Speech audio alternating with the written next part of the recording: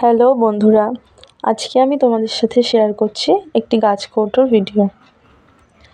এই অর্ডারটি ছিল আমার 6 তারিখে, অর্থাৎ 6ই মার্চ 2025-এর। এই অর্ডারটি করেছিল এক দিদি শ্রীরামপুর থেকে।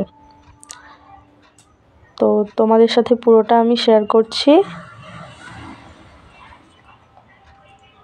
তো প্রথমে আমি এটার পুরোটা বেস কালার করে নিয়েছিলাম সাদা রং দিয়ে।